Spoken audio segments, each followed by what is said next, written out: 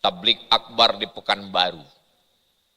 Ini adalah produk Amerika, mensupport Israel.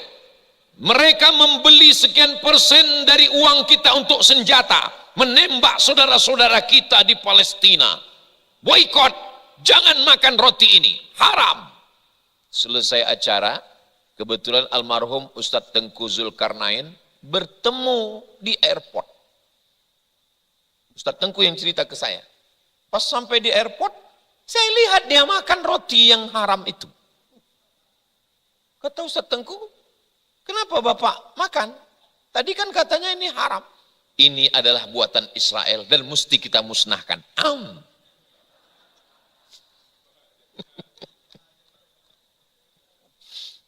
Kadang orang kalau terdesak, memang ketemu dalil tiba-tiba.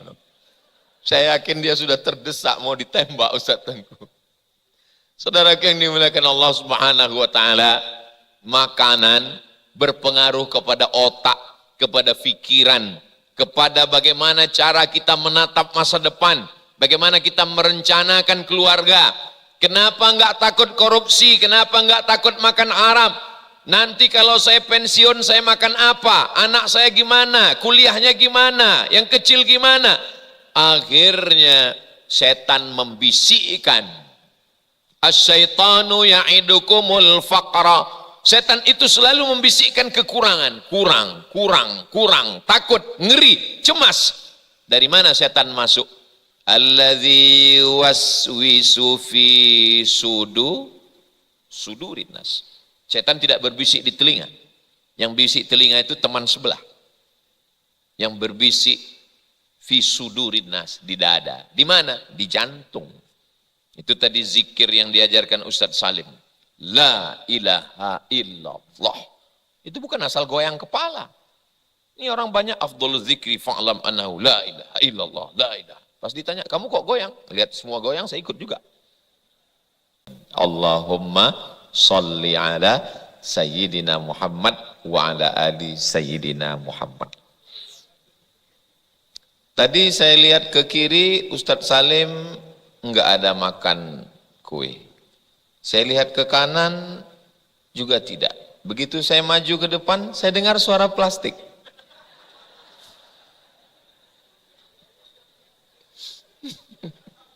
Hilang bahan saya.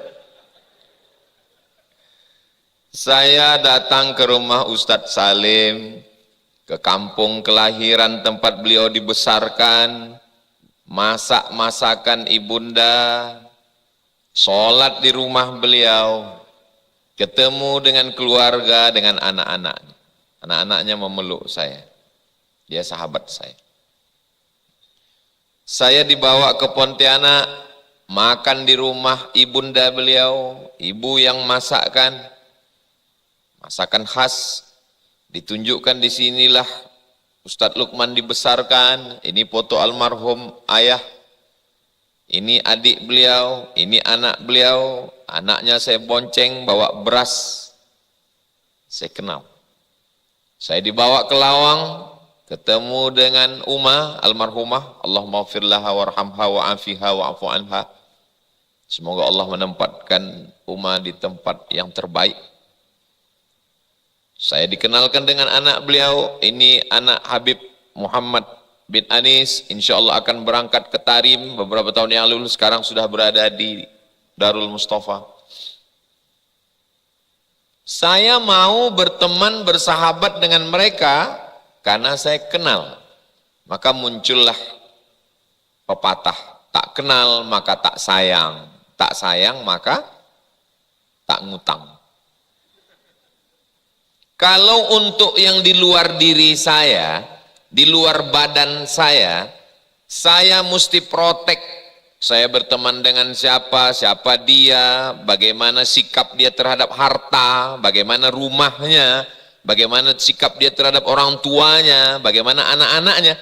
Untuk yang di luar diri saya, bagaimana dengan sesuatu yang mau saya masukkan ke dalam mulut saya, akan masuk ke lambung saya, dan akan menjadi darah daging, mempengaruhi tubuh dan akal pikiran saya. Maka tentu saya lebih protek lagi. Karena ketiga orang ini tidak pernah masuk ke diri saya. Dia hanya di luar diri saya. Tapi saya sangat selektif. Makanya kalau ada orang mengatakan, nggak usah terlalu baik lah, orang baik itu temannya dikit. Iya, orang baik memang temannya dikit. Karena dia protek. Orang yang nggak baik, temannya banyak. Pecandu narkoba, orang sakau barang. Kita membatasi diri kita dengan yang baik-baik.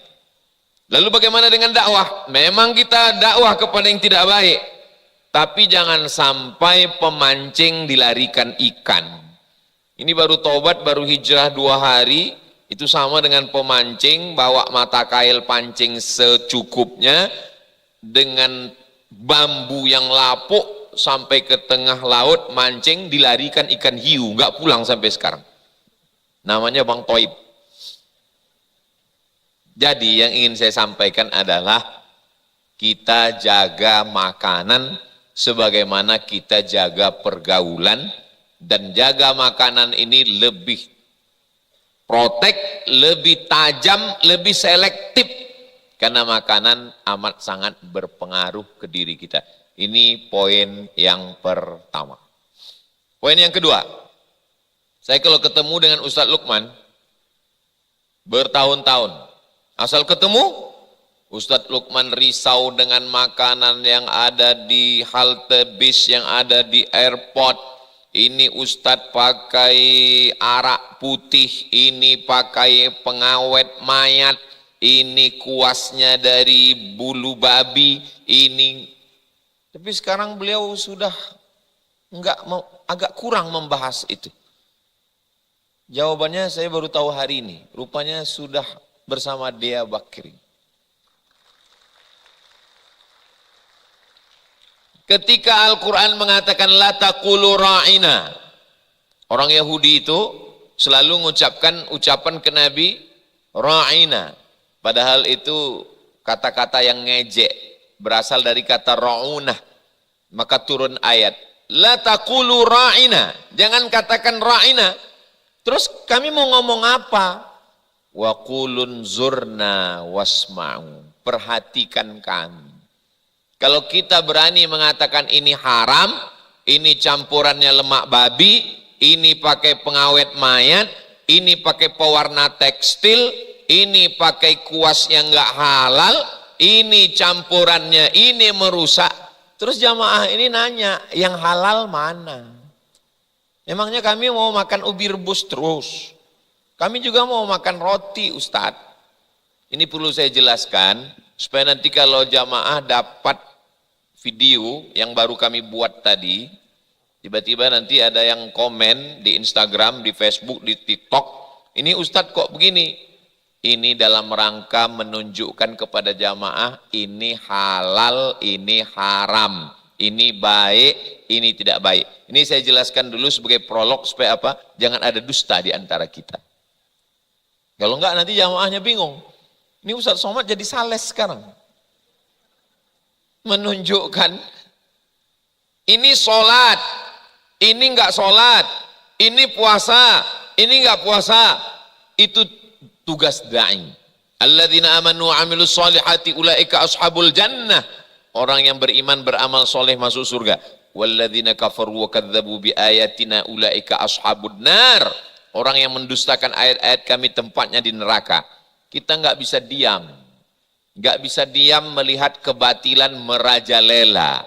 As-sakitu anil haq syaiton akhras. Diam melihat kebenaran diinjak-injak, diam melihat yang haram merajalela, lalu kemudian dia cuma sibuk dengan sholawat dan zikirnya tanpa menjelaskan, maka dia kata Imam Abu Ali Ad-Daqqaq, namanya syaiton akhras. Syaiton bisu. Sudah setan, bisu lagi. Diam. Maka saya menjelaskan. Kalau sanggup, alhamdulillah. Kalau tidak sanggup, memang ini berat. Biar aku aja. Kita semua akan dituntut di hadapan Allah Subhanahu wa ta'ala. Protek terhadap pergaulan anak kita, buka channel apa, nonton apa, gadgetnya, laptopnya. Istri juga selalu protek kepada suami, pulang jam berapa, jalan sama siapa, gaji mana, nanti nginap di hotel mana. Itu bukan istri, itu security syariah. Tapi niatnya sebenarnya baik. Cuman kadang orang yang menerima ini tidak baik. Kalau dalam masalah penginapan tempat tinggal ragu, nanti nginap di mana, apakah pakai surat nikah ditunjukkan atau tidak, atau ini bebas, maka ada yang lebih mengerikan, makanan, pergaulan, tempat tinggal, tontonan. Kenapa Ustadz sangat ketat dalam masalah makanan ini? Yang nakal itu kan mata, betul, matanya jelalatan. Alhamdulillah di acara ini kita nggak bisa jelalatan, khususnya 4 narasumber. Kenapa? Silau. Jadi kalau kebetulan mata saya ke bawah, mohon Bapak Ibu maklum, itu nggak lihat apa-apa nih dari atas. Kalau nggak percaya, habis acara naik ke atas. Mata nakal, telinga nakal mau dengar macam-macam, tangan nakal, mulut nakal, lidah nakal.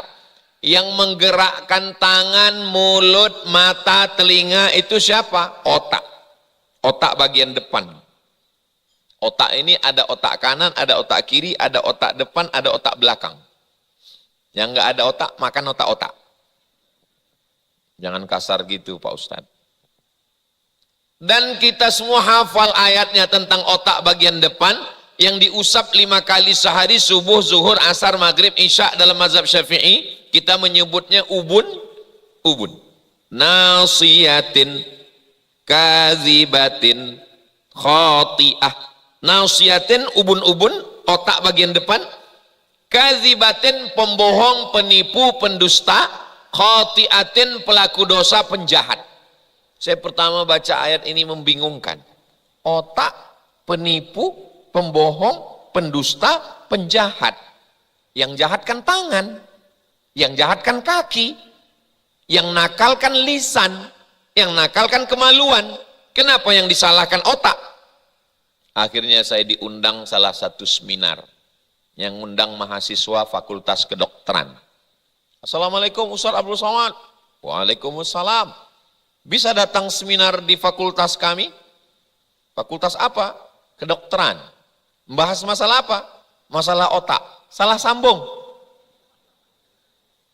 Ustadz bacakan ayatnya aja, nanti yang membahas otaknya ada dosen kami, spesialis otak. Oke, saya datang.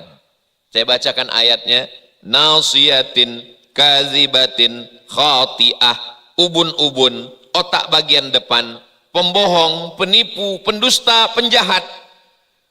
Ternyata yang berpikir, yang memerintahkan mata, yang memerintahkan telinga, yang memerintahkan tangan, yang memerintahkan kaki, yang memerintahkan kemaluan adalah otak bagian depan. Otak ini dapat oksigen, dapat darah dari mana? Dari jantung. Karena jantung menyemburkan darah, naik ke otak. Jantung dapat darah dari mana? Jantung dapat darah dari makanan.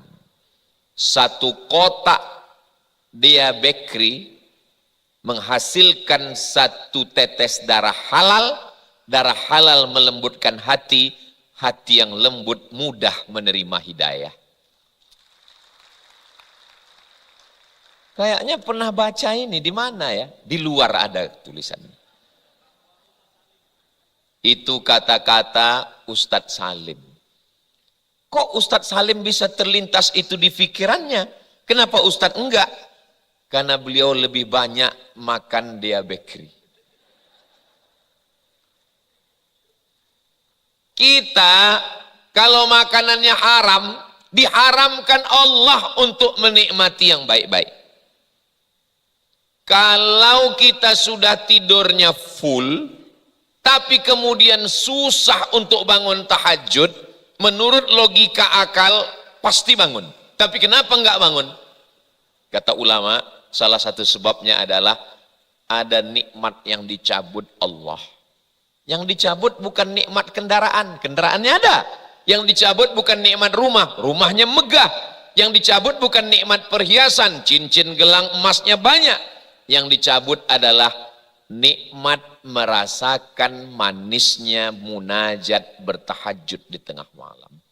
Nikmat dicabutnya rasa, ingat kemarin waktu Covid, bagaimana saudara kita, teman kita, bahkan mungkin kita, ketika dicabut Allah nikmat penciuman.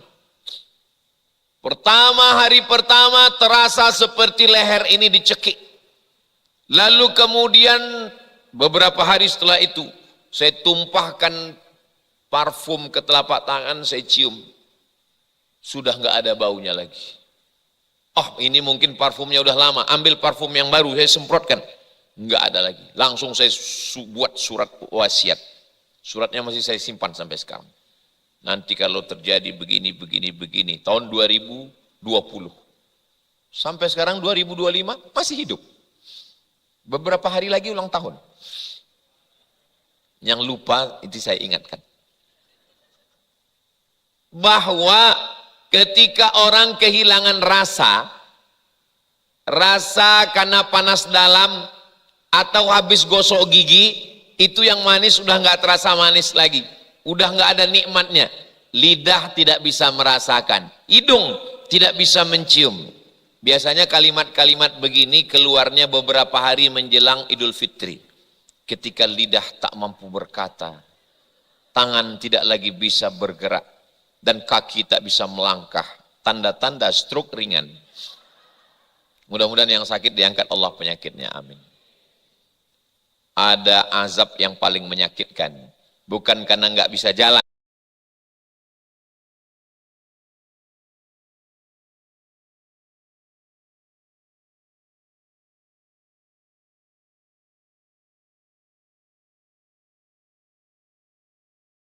Jumat petang, Jumat siang, Jumat hanya sekedar melepaskan tanggung jawab. Membaca Yasin hanya ujung-ujungnya aja, tiba-tiba udah selesai. Fa subhanalladzi biyadihi malakutu kulli syai'in wa ilaihi turja'un. Kenapa kita tidak merasakan nikmatnya membaca ayat-ayat dalam sholat? Saya selalu curiga pada diri saya. Mungkin di rumah ustazah masaknya halal, tapi ketika di rumah makan, ketika di pesawat, mau ditolak, nggak ada doa tolak roti, yang ada tolak bala. Tapi kita perlu curiga dengan makanan-makanan kita.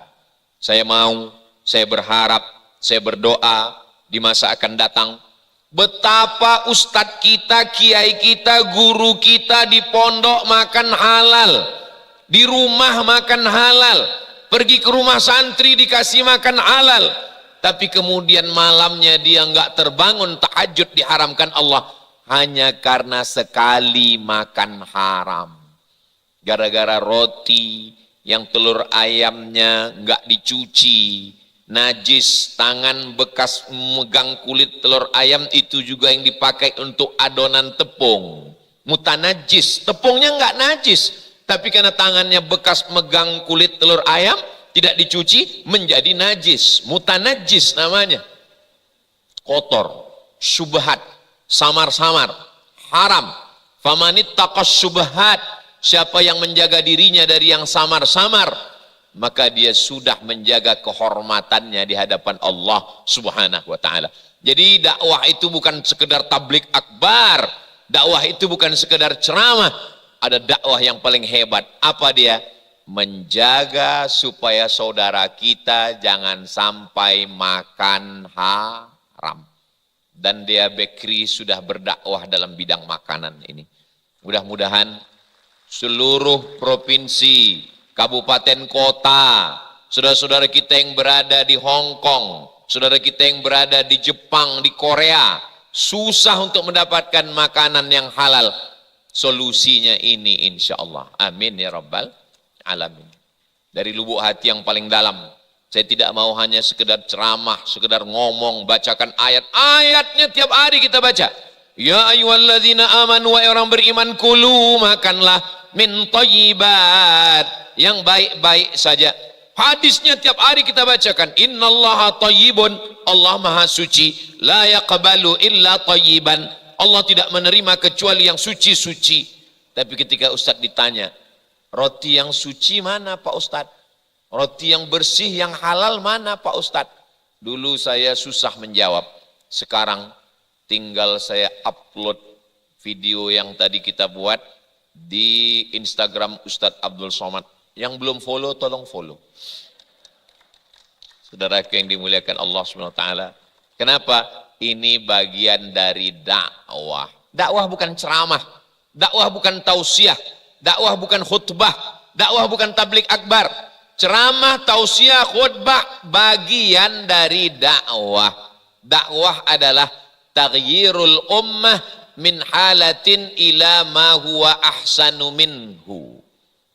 Merubah umat dari satu keadaan kepada keadaan yang lebih baik. Itulah dakwah.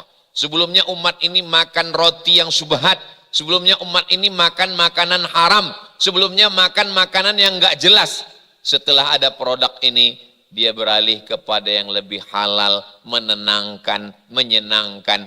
Itulah dakwah. Dakwah tanpa pakai ayat, dakwah tanpa pakai hadis, tapi dakwahnya bukan ucapan, langsung action perbuatan. Apa kata ulama? Lisanul hal perbuatan, afsah min lisanil maqal. Perbuatan lebih menyentuh daripada kata-kata. Ada seorang ustadz tablik akbar di Pekanbaru. Ini adalah produk Amerika, mensupport Israel. Mereka membeli sekian persen dari uang kita untuk senjata, menembak saudara-saudara kita di Palestina. Boykot, jangan makan roti ini, haram. Selesai acara, kebetulan almarhum Ustadz Tengku Zulkarnain bertemu di airport. Ustadz Tengku yang cerita ke saya. Pas sampai di airport, saya lihat dia makan roti yang haram itu. Kata Ustadz Tengku, kenapa Bapak makan? Tadi kan katanya ini haram. Ini adalah buatan Israel dan mesti kita musnahkan.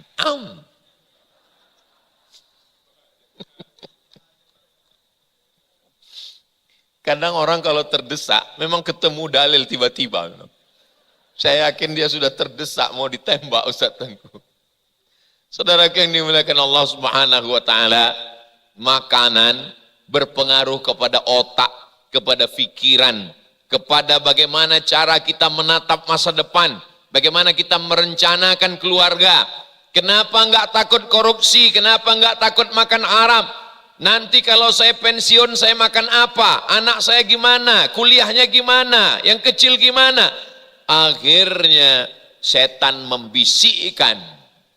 Asyaitanu ya'idukumul faqra. Setan itu selalu membisikkan kekurangan. Kurang. Takut, ngeri, cemas.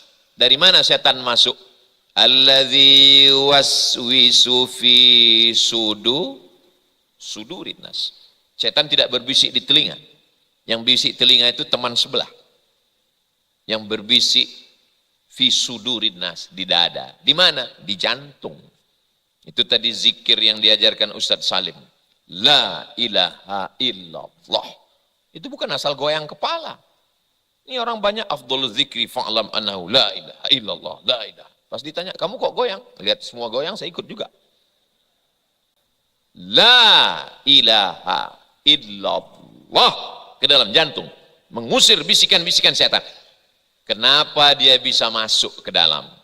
Asyaitanu yajri majrad dam. Setan mengalir dalam aliran darah. Di mana setan mengalir? Dalam aliran darah. Kenapa dia bisa masuk ke darah? Karena darahnya dari makanan yang haram. Nabi SAW mengatakan, ya Aisyah, ya Humaira, ya Aish, wahai Sayyidatuna Aisyah, engkau cemburu, aghirti, engkau cemburu wahai Aisyah. Ya. Kata Nabi SAW, ja'aki syaitanik, setan datang kepadamu. Lalu Sayyidatuna Aisyah, lihat, Sayyidatuna Aisyah itu perempuan yang cerdas. Dia bertanya, awa ma'iyya syaitan, apakah setan datang menggoda saya? Ya, kata Nabi. Wa ma'a kulli insan, apakah semua manusia digoda setan? Kata Nabi, iya. Lihat bagaimana cara alur berpikir dia. Saya digoda setan, iya. Apakah setiap manusia digoda setan? Iya. Wa ma'aka syaitan. Kalau begitu bersamamu juga ada setan. Karena engkau kan manusia. Apa kata Nabi? Lakinnallaha a'anani. Allah menolong saya. Kenapa Allah menolong Nabi Muhammad SAW? Karena beliau Nabi, betul. Karena beliau Rasul, betul. Karena beliau khatamul anbiya wal mursalin, penutup Nabi dan Rasul, betul. Tapi salah satu jawabannya adalah karena makanannya yang dimakan hanya yang halal-halal saja. Maka Sayyidatuna Aisyah diselamatkan Allah. Kenapa? Karena makanannya halal. Sahabat-sahabat Nabi itu dijaga Allah. Kenapa? Karena makanannya halal. Ketika Sayyidina Al-Hasan, Sayyidina Al-Husain memakan, apa kata Nabi? Kahin. Keluarkan. Muntahkan wahai Sayyidina Al-Hasan. Muntahkan wahai Sayyidina Al-Husain, anak Sayyidatuna Fatimah. Kenapa? Kita tidak makan sedekah. Nabi, keturunan Nabi tidak makan zakat. Karena itu adalah ausakhun nas, kotoran manusia. Tapi makan hadiah. Kalau ada yang memberikan hadiah kepada kalian, makanlah. Tapi kalau dia memberikan kotoran manusia, jangan. Nabi tidak ingin cucunya makan yang haram, lalu makanan haram berubah menjadi darah, darahnya menjadi pintu setan masuk. Yang pertama kali kutukan Allah ke dada. Khatamallahu ala qulubihim. Pertama kali ke tempat pusat penyemburan darah, yaitu jantung. Makanya kalau orang mati mendadak tiba-tiba itu pasti kena serangan 3. Serangan jantung, serangan Israel, serangan Rusia ke Ukraina. Belum pernah kita dengar, itu Bapak Anu yang dulu sering pengajian meninggal kenapa? Kena kurap Pak Ustadz. Serangan jantung. Maka kata Nabi, ala fil jasadi mut'ah, ketahuilah di dalam jasad, di dalam badan ini ada segumpal, ada sekepal. Idza sholahat sholahal jasadu kulluh. Kalau dia baik, yang lain ikut jadi baik. Wa idza fasadat, kalau rusak, yang lain ikut jadi rusak. Kenapa? Karena dia adalah stasiun tempat mengumpulkan darah, dan darah menyembur dari jantung naik ke otak, dari otak turun ke mata, dari otak turun ke telinga, dari otak ke tangan, dari otak ke kaki. Maka ketika darah ini haram, tangannya menggunakan kepada yang haram, kakinya melangkah kepada yang haram, melihat kepada yang haram. Saya selalu menyampaikan kepada Bapak Ibu santri ketika pertemuan di pondok, Bapak Ibu wali murid, wali santri, jangan kasih anaknya makan haram. Nanti ustadz ustazahnya ngajar di sekolah susah, pelajaran nggak bisa masuk, perintah nggak pernah diluruskan. Heran saya Pak Ustadz, kenapa ini orang bohong? Kenapa ini orang tipu? Kenapa ini orang nggak ada malunya sama sekali? Jawabannya satu, makan haram. Mudah-mudahan Allah menyelamatkan kita dari makanan haram. Makanya yang diminta itu barokahnya. Makanan yang diminta barokah. Allahumma barik lana fima razaqtana wa qina azabannar. Enggak ada gunanya makanan kalau tidak ada berkah, dan berkah tidak akan mungkin ada kalau dia dari yang haram. Rajulun, ada seorang laki-laki, as'as, rambutnya kusut, akbar, berdebu. Kenapa rambutnya kusut? Karena dia enggak nyisir. Kenapa dia enggak nyisir? Kalau disisir takut rambutnya gugur, bayar dam. Kenapa rambutnya berdebu? Karena dia enggak mandi. Kenapa dia enggak mandi? Karena kalau dia mandi takut rambutnya gugur, bayar dam. Dia sedang pakai kain ihram, dia sedang berada di tanah haram, melaksanakan haji dan umrah. Sampai jumpa di Baitullah. Amin. Yamuddu yadaihi ila sama, tangannya dia angkat ke langit. Ya Rab, ya Rab, ya Allah, ya Allah. Pakaiannya ihram, di tanah haram, ibadahnya mulia, tangannya diangkat ke langit, tapi doanya tidak dikabulkan Allah. Kenapa doanya tidak dikabulkan Allah? 4 sebab. Apa yang 4 itu? Jangan kemana-mana, kita lanjutkan setelah yang 1 ini. Apa yang 4 itu? Pertama, mata'amuhu haram, makanannya haram. Yang kedua, masyrabuhu haram, minumannya haram. Yang ketiga, malbasuhu haram, pakaiannya haram. Yang keempat, ghuziya bil haram. Nah ini, insya Allah kita enggak makan haram, insya Allah kita enggak minum haram, insya Allah kita enggak pakai haram. Tapi yang keempat ini kita selalu kena. Apa dia? Ghuziya bil haram. Dikasih orang makan haram. Dikasih orang makan haram. Makanya saya, kalau ceramah di bank konvensional yang ngundang, itu minumannya enggak saya minum, kuenya enggak saya makan. Terus saya bawa pulang. Terus Ustadz kasih anak Ustadz makan. Di pinggir jalan, saya kasih sama orang-orang yang ada di lampu merah. Berarti Ustadz ngasih makanan haram juga dong? Iya juga ya. Kan kita bisa bedakan ini, tahu kita kemana pergi makanan ini. Jangan sampai kasih yang haram. Ustadz katanya nggak ceramah di bank konvensional, tuh Ustadz sendiri ngaku ceramah. Biasanya saya kalau di bank konvensional ceramah, huwal awwalu wal akhiru, yang pertama dan terakhir. Belum pernah diundang 2 kali. Karena begitu diundang sekali, langsung cerita makanan haram, mereka tersinggung, langsung GM-nya ngasih tahu, jangan diundang lagi. Mereka nggak pernah 2 kali. Kalaupun ada, lupa. Mereka yang lupa, saya ingat. Maka ketika makanan haram, minuman haram, pakaian haram, diberi makanan haram, doa tertolak. Kita heran. Kenapa doa manusia hampir 2 miliar muslim di dunia, kenapa Palestina tidak juga merdeka? Salah satu sebabnya adalah karena makanan haram. Bagaimana dengan berangkat dengan uang haram? Bagaimana dengan, banyak sekali. Innallaha thayyibun, Allah maha baik, Allah maha suci, Allah maha bersih. La yaqbalu illa thayyiban. Dia tidak menerima kecuali yang baik-baik saja. Hari ini kita diajarkan, disadarkan kenapa Wali Songo, ulama-ulama, kiai-kiai itu doanya makbul. Karena ternyata makanannya bersih, santannya bersih, garamnya bersih, nasinya bersih.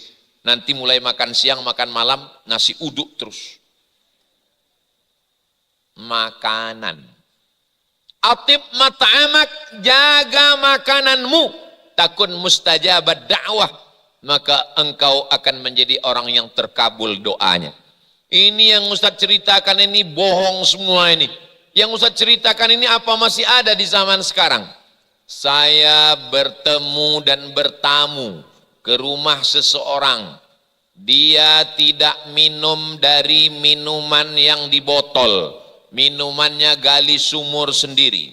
Saya melihat sumur dekat rumahnya dan minum di atas. Dia makan buah pisang, pisangnya ditanam sendiri di samping rumah. Padi berasnya ditanam di belakang rumah, padinya ditanam sendiri, ada mesin kupas sendiri, dimasak sendiri. Sampai hari ini masih ada manusia jenis begitu, tapi saya nggak sanggup melakukannya. La yukallifullahu nafsan illa wus'aha. Allah membebani kita hanya semampu kita. Yang kita belum mampu, paling tidak di roti makanan kita sehari-hari saja dulu kita zamin halal, itu sudah berkah alhamdulillah. Tamu-tamu kita, kiai kita, ulama kita yang datang, yang selama ini orangnya warok, orangnya zuhud, orangnya menjaga diri dari yang syubhat, jangan sampai kita rusak dengan yang tidak jelas sumber asal produk dan lain sebagainya. Alhamdulillah solusinya ada. Sampai pada akhirnya ketika sampai nanti di akhirat, orang dimasukkan ke dalam neraka. Dia komplain, saya tidak pernah berjudi, saya nggak pernah zina, saya nggak pernah pakai narkoba, kenapa saya masuk neraka?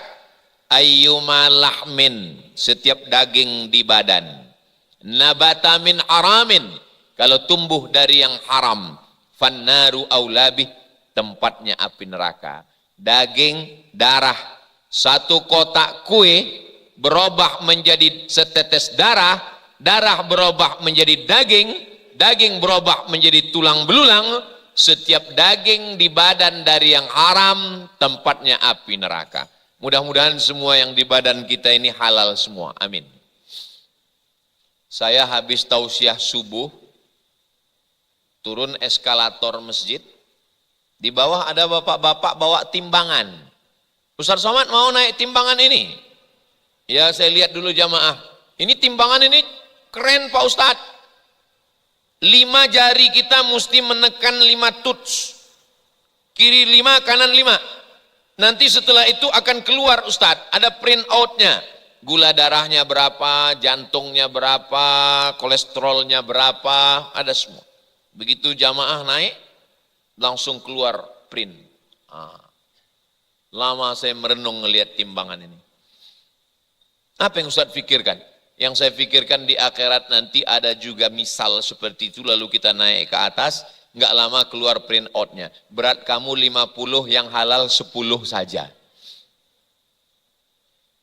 Makanya selalu doa kita 7 kali, Allahumma ajirna minan nar, Allahumma ajirna minan nar, Allahumma ajirna minan nar, Allahumma ajirna minan nar, Allahumma ajirna minan nar, Allahumma ajirna minan nar, Allahumma ajirna minan nar. Rabbana atina fid dunya hasanah wa fil akhirati hasanah wa qina azabannar. Dulu nggak tahu, oke. Dulu nggak ada, oke. Tapi sekarang sudah ada dan sudah tahu. Nggak ada alasan lagi untuk kembali ke yang halal. Dea Bakery. Mudah-mudahan Allah Subhanahu wa taala membukakan pintu keberkahan sehingga Dea Bakery ini terus berkembang, sehingga terbantulah saudara-saudara kita yang selama ini makan haram syubhat beralih kepada yang halalan thayyibah, berkah hidupnya, selamat dunia akhirat insyaallah. Amin ya rabbal alamin. Itu yang dapat saya sampaikan pada kesempatan yang baik dan mulia ini. Ada kata-kata yang tidak berkenan di hati menyinggung perasaan saya, mohon maaf. Menangkap puyuh di Bukit Selasih. Thank you dan terima kasih. Wassalamualaikum warahmatullahi wabarakatuh.